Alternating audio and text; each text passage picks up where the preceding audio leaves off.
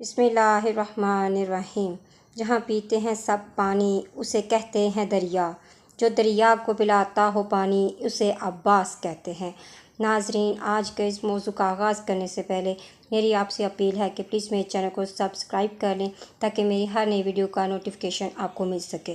جناب ابوالفضل العباس ابن علی حضرت سید الشہداء کے بھائی ہیں اور آپ اپنے دیگر بھائیوں کے ہمراہ یوم عاشوراء کربلا میں شہادت پر فائز ہوئے۔ عباس بن علی بن ابی طالب کی کنیت ابوالفضل ہے۔ امام حسن علیہ السلام اور امام حسین علیہ السلام کے بھائی 4 شعبان 26 ہجری کو مدینہ منورہ میں ظہور پذیر ہوئے اور 61 ہجری کو شہید ہوئے۔ وقت شہادت آپ کی عمر مبارک 34 برس بتائی گئی ہے۔ زندگی کے 14 سال اپنے والد امیر المومنین، 9 سال اپنے بھائی امام حسن مجتبیٰ اور 11 برس امام حسین علیہ السلام کے ساتھ بسر کیے۔ حضرت ابوالفضل العباس کی کنیت ابوالقریۃ، ابوالقاسم اور القاب قمر بنی ہاشم، سقا، علمدار اور باب الحوائج زیادہ مشہور ہیں۔ آپ کی والدہ فاطمہ بنت حزم بنی کلاب سے ہیں۔ آپ کی کنیت ام البنین ہے۔ حضرت فاطمہ کی شہادت کے بعد جناب عقیل کی تجویز پر امیر المومنین علیہ السلام نے انہیں اپنی زوجیت کے لیے منتخب کیا، کیونکہ حضرت نے جناب عقیل سے یہ خواہش کی تھی شجاع نسل سے تعلق رکھنے والی خاتون کو اختیار کریں تاکہ ایک دلیر اور شجاع فرزند پیدا ہو۔ اس کے بعد جناب عقیل نے ام البنین کا نام تجویز کیا۔ اس ازدواج کا ثمر 4 بیٹوں عباس، عبداللہ، جعفر اور عثمان کی صورت میں ظاہر ہوا۔ امام سجاد اپنے چچا کی ان الفاظ میں تعریف فرماتے ہیں: خدا میرے چچا عباس پر رحمت کرے کہ انہوں نے ایثار کیا، خود کو سختی میں ڈالا اور اپنے بھائی کی راہ میں جان بازی کی، یہاں تک کہ آپ کے ہاتھ بدن سے جدا ہو گئے۔ پھر خدا نے انہیں اس کی جگہ 2 پر عنایت فرمائے کہ بحشت میں فرشتوں کے ہمراہ پرواز کریں، جس طرح جعفر طیار کے لیے قرار دیے۔ عباس کا خدا کے نزدیک مقام ہے جس پر شہداء قیامت کے دن رشک کریں گے۔ ایک مرتبہ جناب رسول خدا صلی اللہ علیہ وآلہ وسلم بی بی فاطمہ الزہرا کے گھر پر تشریف لائے۔ آپ رونے لگے اور پھر مسکرا دیا۔ جناب فاطمہ الزہرا فکر مند ہوئی اور عرض کیا کہ بابا جان، آپ کے رونے کا سبب کیا ہے؟ تو رسول خدا نے بیان کیا: ابھی میرے پاس جبرائیل وحی الہی لے کر آئے ہیں، مجھے آپ کے ایک بیٹے کی بشارت دی جس کا نام عباس ہوگا، جو آپ کے حسین پر سے جان قربان کرے گا اور اس کے بازو اشقیاء کے ظلم سے کٹ جائیں گے۔ جناب فاطمہ الزہرا یہ سن کر رونے لگی اور فرمایا: بابا، آپ تب کہاں ہوں گے؟ فرمایا: تب میں اس دنیا سے پردہ کر چکا ہوں گا، تب نہ علی ہوں گے، نہ حسن ہوں گے، نہ ہی فاطمہ الزہرا آپ ہوں گی۔ یہ سن کر جناب فاطمہ الزہرا رونے لگی اور پھر آپ سے مسکرانے کا سبب پوچھا۔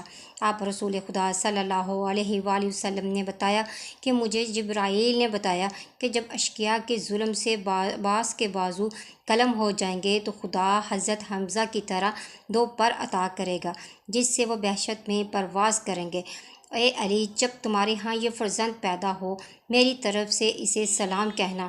یہ سن کر جناب فاطمہ الزہرا سلام اللہ نے فرمایا: میں نے اسے اپنی فرزندگی میں لیا۔ کئی سال حضرت فاطمہ الزہرا سلام اللہ کی شہادت کو گزر چکے تھے۔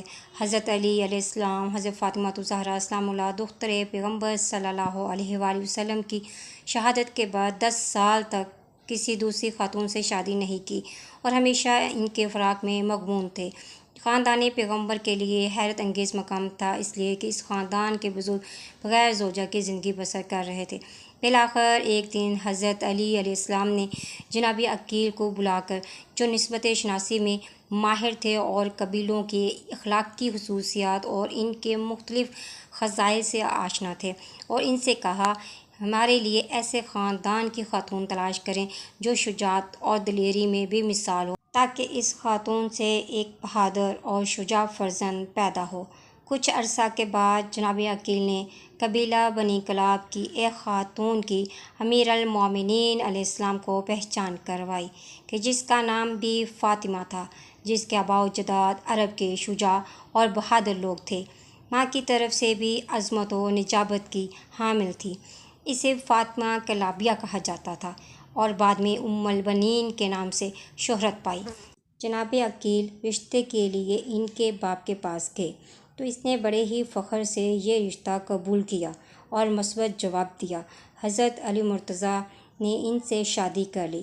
فاطمہ کلابیہ نہایت ہی نجیب اور پاک دامن خاتون تھی۔ شادی کے بعد جب امیر المومنین علیہ السلام کے گھر میں آئیں تو امام حسن علیہ السلام اور امام حسین علیہ السلام بیمار تھے۔ بی بی ام البنین نے ان کی خدمت اور دیکھ بھال کرنا شروع کر دی۔ کہتے ہیں جب انہیں فاطمہ کے نام سے بلایا جاتا تھا تو کہتی تھیں مجھے فاطمہ کے نام سے نہ پکارو، کہیں آپ کے لیے آپ کی ماں فاطمہ کا غم تازہ نہ ہو جائے، میں آپ کی خادمہ ہوں۔ فاطمہ کلابیہ خاندان پیغمبر میں قدم رکھنے کے بعد بافضیلت اور باکرامت خاتون بن گئی اور خاندان پیغمبر کے لیے نہایتی درجہ احترام کی قائل تھی۔ انہوں نے گھرانہ وحی میں قدم رکھتے ہی یہ پہچان لیا کہ اجر رسالت مودت اہل بیت ہے۔ آپ نے حسنین اور زینب بی بی ام کلثوم کے لیے حقیقی ماں کا فریضہ ادا کیا اور اپنے آپ کو ہمیشہ ان کی خادمہ قرار دیا۔ امیر المومنین علیہ السلام کی نسبت ان کی وفا بھی حد درجہ کی تھی۔ امام علیہ السلام کی شہادت کے بعد امام کے احترام میں اور اپنی حرمت کو باقی رکھنے کی خاطر بی بی ام البنین نے دوسری شادی بھی نہیں کی، اگرچہ تقریباً 20 سال مولا علی علیہ السلام کے بعد زندہ رہیں۔ بی بی ام البنین کے ایمان اور فرزندان رسول کی نسبت محبت کا یہ عالم تھا کہ ہمیشہ انہیں اپنی اولاد پر ترجیح دی۔ جب واقعہ کربلا درپیش ہوا تو اپنے بیٹوں کو امام حسین علیہ السلام پر قربان ہونے کی خاص تاکید کی اور ہمیشہ جو لوگ کربلا اور کوفہ سے خبریں لے کر آ رہے تھے ان سے سب سے پہلے امام حسین علیہ السلام کے بارے میں سوال کرتی تھی۔ عباس بن علی اپنی ماں کا بیٹا تھے اور علی علیہ السلام جیسے فرزند کا بیٹا تھے، اور دست قدرت نے بھی ان سرنوشت میں وفا، ایمان اور شہامت اور شجاعت کو لکھ دیا تھا۔ جب جناب عباس نے دنیا میں قدم رکھا، حیدر کرار نے ان کے کانوں میں اذان و اقامت کہی، خدا اور رسول کا نام ان کے کانوں میں لے کر ان کی زندگی کا رشتہ توحید، رسالت اور دین کے ساتھ جوڑ دیا اور ان کا نام عباس رکھ دیا۔ ولادت کے بعد 7ویں دن اسلامی رسم کو نبھاتے ہوئے ایک دمبا ذبح کروا کر عقیقہ دیا اور فقراء میں تقسیم کیا۔ امیر المومنین علیہ السلام جب جناب عباس کو اپنی گود میں بٹھاتے تھے اور ان کی آستینوں کو پیچھے الٹ کر بوسہ دیتے تھے اور آنسو بہاتے تھے۔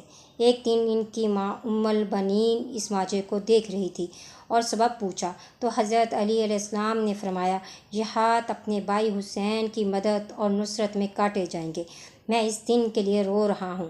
ہم ایمان و شجاعت اور وفا کی بلندیوں پر جب نگاہ کرتے ہیں تو وہاں ایک ہستی نظر آتی ہے جس کی کوئی مثال نہیں ملتی۔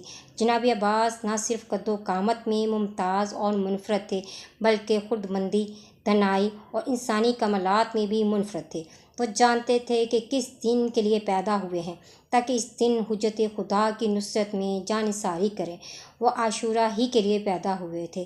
یہ دن گزر گئے، سن 40 ہجری آ گئی، مسجد کوفہ میں محراب رنگین ہو گیا جب حضرت علی السلام شہید ہوئے۔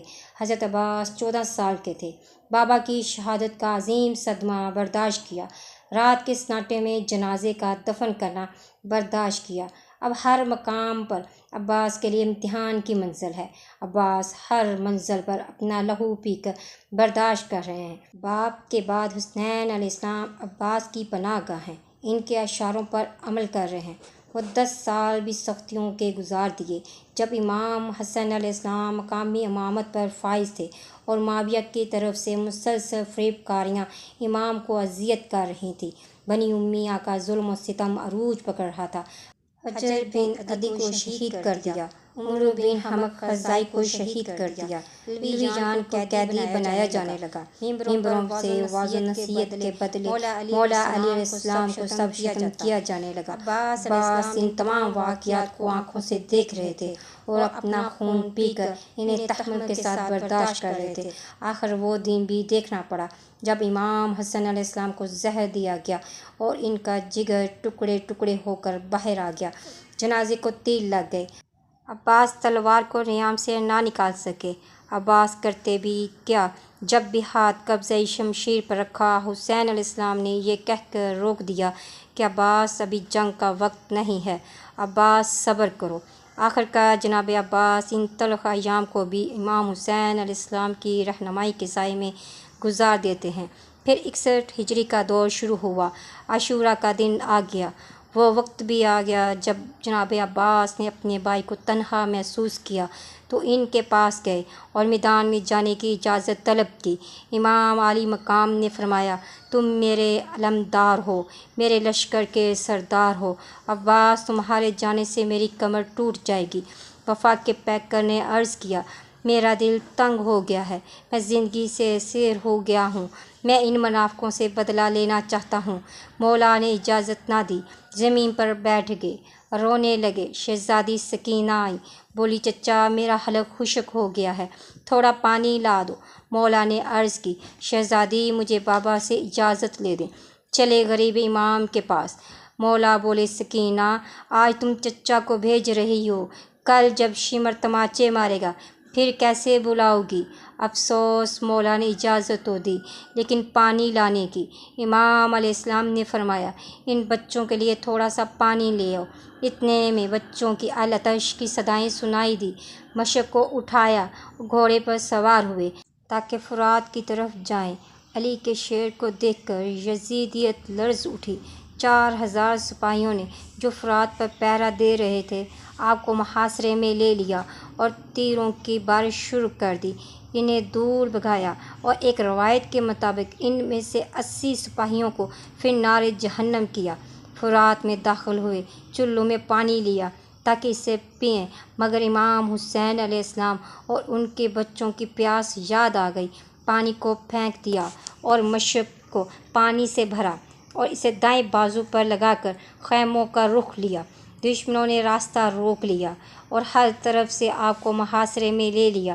جناب عباس نے ان کے ساتھ جنگ شروع کر دی، یہاں تک کہ نوفل ازرقی نے آپ کا دایاں بازو قلم کر دیا۔